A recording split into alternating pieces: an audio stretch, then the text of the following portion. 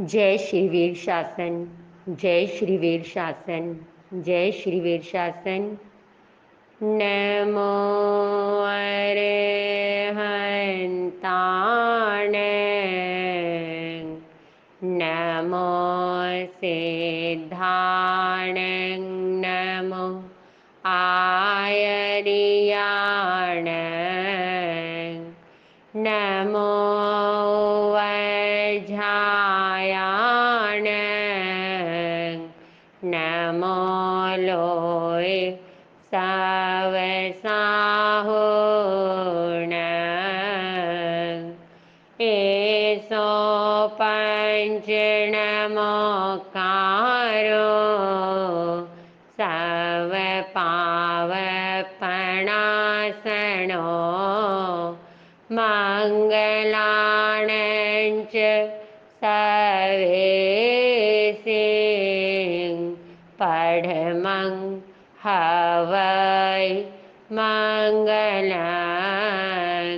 बोलिए पंच परमेष्ठी महामंत्र नवकार की जय हो। जय जग जीव जणी वियाण हो जग गुरु जगानंदो। जग ना हो जग बंधु जय जग पिया महो भयवं। जय सुयाणं पभवो तीर्थयराणंग पश्चिमो। जय जय गुरुलोगाणं। जय महात्मा महावीरो। भद्रं सव जगु जयगस भद्रं जिणस वीरस। भद्रं सुरासुर नमंसियस। भद्रं धूयरयस। गुण भवन गहन सुयरयण। भरिय दंसन विशुद्धरथागा संघ नगर भदंते। अखंड चारित पागारा संयम तव तुम्हारयस। नमो सम्मत पारियलस। आपड़ी चक सजाओ हो सया संघ चकस। बोलिए सकल चतुर्विद्या श्री संघ की जय हो। अनंत केवली भगवंत की जय हो। सर्वज्ञ सर्वदर्शी तीर्थंकर महाश्रमण महाप्रभु महावीर स्वामी भगवान की जय हो। विश्वहरमान भगवान की जय हो। 11 गंडर 16 महासतियों की जय हो। अनंत लब्धि के भंडार श्री गौतम स्वामी भगवान की जय हो। अनंत उपकारी श्री सुधर्मा स्वामी भगवान की जय हो। अनंत उपकारी श्री जम्बू स्वामी भगवान की जय हो। समस्त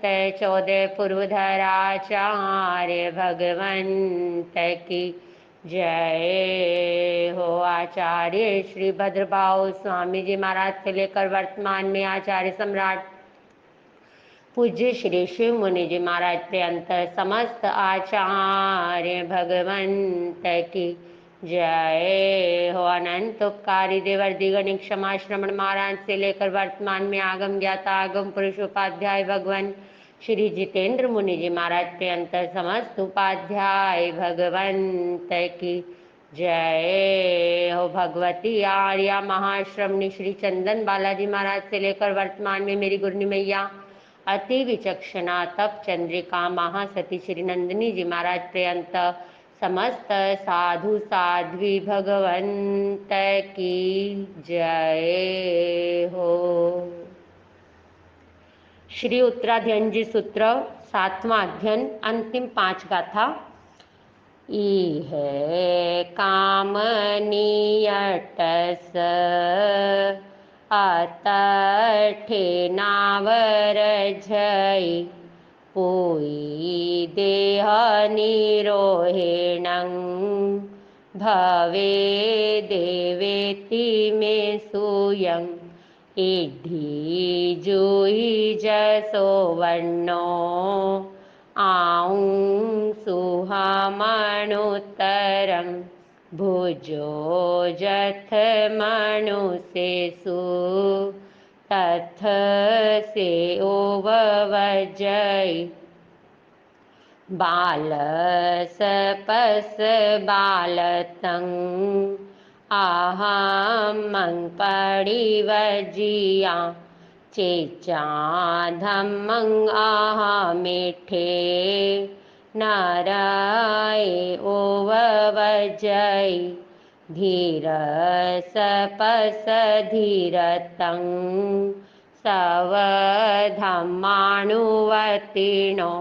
चेचा धम्मं धमिठे देवेषु ओवजय तुलीयान बालभावं अबालं चैव पण्डिये चैयूण बालभावं अबालं सेवाय मुनि तिवेमि इति एलय अध्ययनं समत्तं। इह काम नियट्टस अतठे नावरज्झई पुई देह निरोहेणं भवे देवेति मे सूयं। श्री सुधर्मा स्वामी भगवान श्री जम्बू स्वामी भगवान को फरमा रहे हैं कि मैंने ऐसा ज्ञात पुत्र महाश्रवण महाप्रभु महावीर स्वामी के मुखारविंद से श्रवण किया है। यह इस लोक में काम नियट्टस काम भोगों से जो निवृत्त हो जाते हैं अतठे केवल जिनका आत्मार्थ है, अतठे आत्मार्थ आत्मा का कल्याण जिनका प्रयोजन है, केवल एक ही लक्ष्य है नावरज ही, जो जिनका अपना आत्मा का लक्ष्य आत्मा का प्रयोजन कभी भी नष्ट नहीं होता, अर्थात उन्हें हमेशा याद रहता है कि मेरा लक्ष्य क्या है, मैं कौन हूँ, मैं आत्मा हूँ और मुझे मोक्ष में जाना है, मुझे अपनी आत्मा का कल्याण करना है और मुझे कर्मों की निर्जरा करनी है। सतत यह चिंतन बना रहता है। पुई देह निरोहेणं, पुई देह यह पुय रुधिर मल पंक पुवयं, मल और पंख से निर्मित रज और वीर्य से ये औदारिक शरीर का जो निर्माण हुआ, ऐसा ये औदारिक शरीर निरोहेणं निरोध से, यानी इसका जब छोड़ने का समय आता है इस देह का, तो ऐसा जिसे केवल अपनी आत्म कल्याण का लक्ष्य रहता है, तो भवे देवे वह देवता हो जाता है। औदारिक शरीर को छोड़कर फिर देवता बन जाता है, वहां पर अनुपम सुख है। पर जो काम भोगों में लिप्त रहेगा वो नरक और त्रियंच में, जो प्राय करके अज्ञानता के कारण कहते हैं किसने देखा है स्वर्ग लोक को और फिर देवलोकों में क्या करना है, इतने हजारों वर्षों तक वहां पर सुखों को भोग करके इससे अच्छा यहाँ पर जो मिला है उसको भोग लो, तो भोगेंगे तो फिर नरक और त्रियंच में जाना होगा ना। आसक्ति से अगर संसार में रहेंगे तो फिर वापिस नरक और त्रियंच में जाना होगा। और अगर अनासक्त भाव से, निर्लिप्त भाव से, आत्म कल्याण के भावनाओं से भर करके, निर्लिप्त भाव से, निर्ममत्व भाव से जीवन यापन करेंगे, तो फिर बढ़ता जाएगा, समय आ जाएगा, भव स्थिति पक जाएगी, चरम अवस्था आ जाएगी तो सिद्ध बुद्ध मुक्त हो जाएंगे, जन्म मरण के थपेड़ों से बाहर निकल जाएंगे, जन्म मरण के आवर्त में आना नहीं पड़ेगा, और नहीं तो फिर देवलोक को में तो जाएंगे, वहां पर अनुपम सुखों में रहेंगे। और जो सम्यक ज्ञान सम्यक दर्शन साथ जाएगा वो हमारे साथ होगा, और वहां पर भी सम्यक दृष्टि आत्मा अपने ध्यान में निमग्न रहेगा, आत्म भाव में निमग्न रहेगा, और स्वाध्याय और धर्म प्रभावनाओं में इस प्रकार से वह अपने वहां पर भी वह अपनी आत्मा में ही रहेगा, क्योंकि वह जो उसकी साधना है, वह जो ज्ञान और दर्शन है, वह सब साथ जाएगा, और फिर मनुष्य का भव लेगा और सिद्ध बुद्ध मुक्त हो जाएगा। तो इड्ढी जुई जसो वन्नो आऊं सुह मनुत्तरंग भुजो जथ मनुष्येसु तथ से उपवज्जई।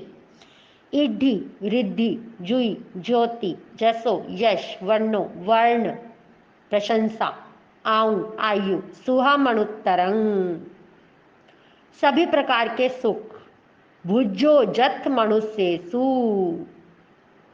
भुजो ये फिर, जथ मनुष्येसु मनुष्यों में, कहने का भाव क्या है, फिर वहां देवलोकों से ऐसा जीव जब देवलोकों का वहां पर अपना सारा भोग लेगा, अपना आयुष कर्म समाप्त हो जाएगी, तो वहां से फिर कहाँ आएगा ऐसा उत्तम धर्मनिष्ठ, जहां ऐसे कुल में आएगा, आर्य क्षेत्र में उत्तम कुल में, उत्तम रिद्धि वाला, उत्तम द्युति वाला, उत्तम यश वाला, उत्तम वंश लागा प्रशंसा वाला, उत्तम आयु वाला यानी दीर्घ आयु वाला और स्वस्थ आयु वाला, सुंदर वर्ण वाला, दीर्घ आयु वाला, ऐश्वर्य से संपन्न, उत्तरोत्तर विशिष्ट सुख, अतुल सामग्री जहां पर विद्यमान होगी, अपने अपार पुण्य को लेकर के, अपार पुण्य वैभव को लेकर के, श्रेष्ठतम सुख सामग्री जहां पर होगी, और उसके स्वभाव में गंभीरता, मोहकता,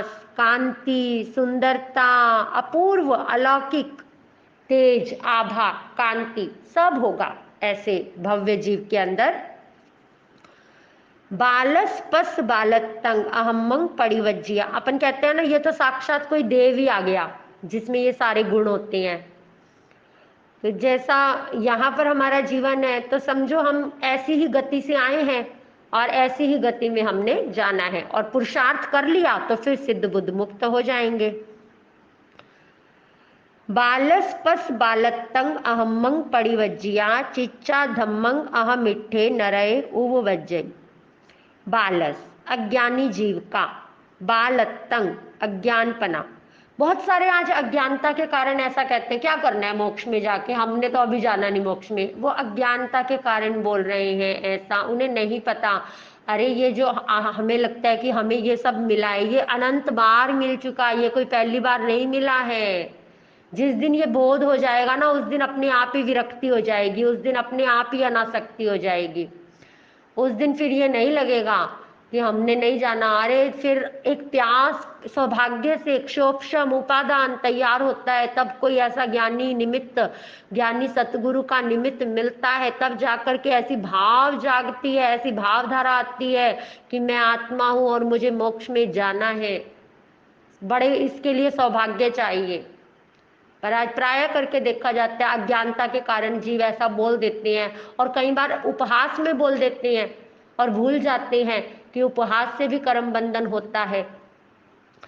तो प्रभु फरमाते हैं बालस पस बालतंग अहमंग परिवज्जिया चिच्चा धम्मंग अहमिठे नरय उपवज्जय, कि बालस हे शिष्य तू इस बाल अर्थात अज्ञानी जीव की मूढ़ता को देख, मूर्खता को देख, जो अहम्मंग परिवज्जिया अधर्म को ग्रहण कर लेता है, और चिच्चा धम्मंग अहमिठे और धर्म का परित्याग कर देता है और अधर्मी होकर नरकों में उत्पन्न हो जाता है।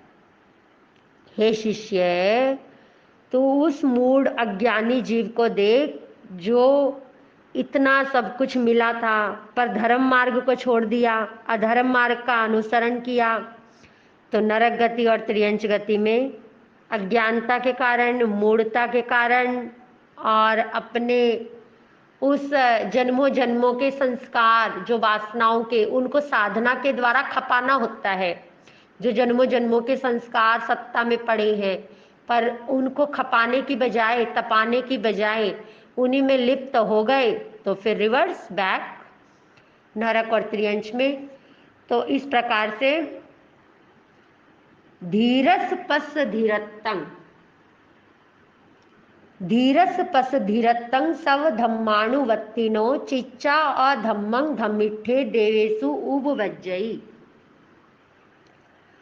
धीरस, धीर के, धीरतंग, धीरपने को, गंभीरता को, सहनशीलता को, धैर्य को, पस देखो जो, सब धम्मानुवर्तिनो सभी धर्मों का अनुवर्ती। अब यहाँ पर सभी धर्म से मतलब क्या है? शांति आदि तो 10 विध धर्म है, जो 10 धर्म है, शांति, मुक्ति, आर्जव, लाघव, सच्चे, संयमे, त्याग, ब्रह्मचर्य, वो जो 10 प्रकार का यति धर्म है वो धर्म है। वास्तव में धर्म यही है, ये धर्म जहां ये सब कुछ है वो धर्म है बस, और यही धर्म जन जन का धर्म है।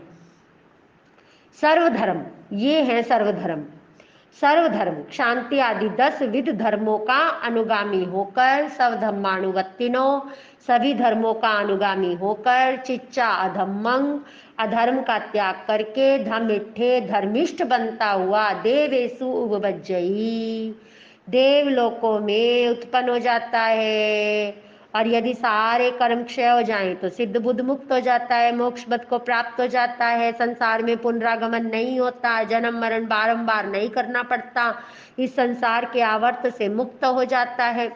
और यदि अभी ऐसी भव स्थिति ना पके, चरम अवस्था ना आए, तो देवलोकों में जाता है, वहां से अधिक से 1 भव 3 भव करेगा, या अधिक से अधिक 7 से 8 भव कर लेगा और मोक्ष में चला जाता है।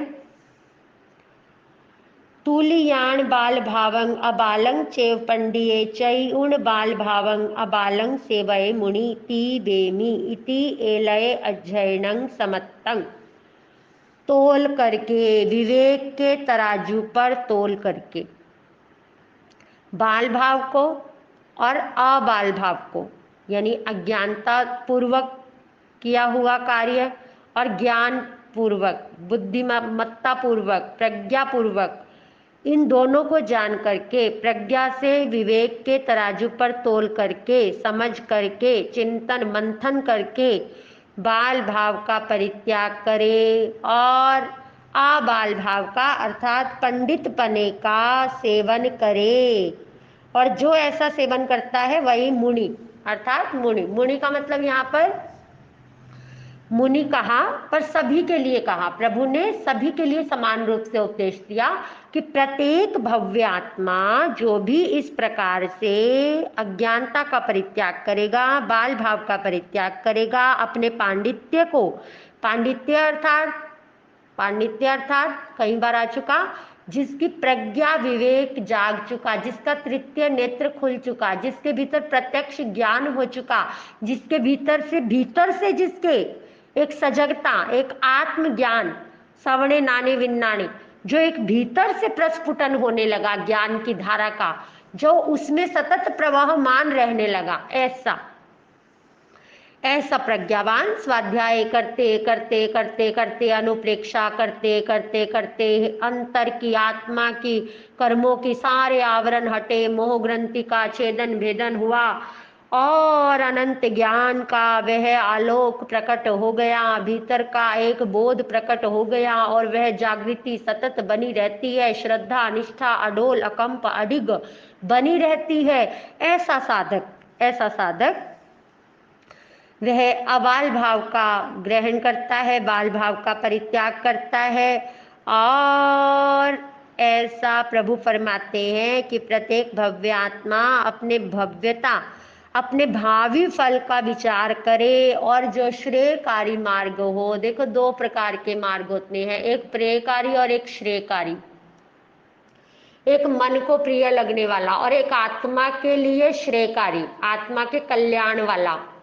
अब जो कहते हैं ना अंत सुखंकर, अंत अंत भयंकर, भोगों की यह आदि सुखंकर अंत भयंकर, भोग भोग भोगते बढ़ती जाती, भोगों की यह अभिलाषा, आदि सुखंकर अंत भयंकर, भोगों की यह परिभाषा, भोगों की यह परिभाषा।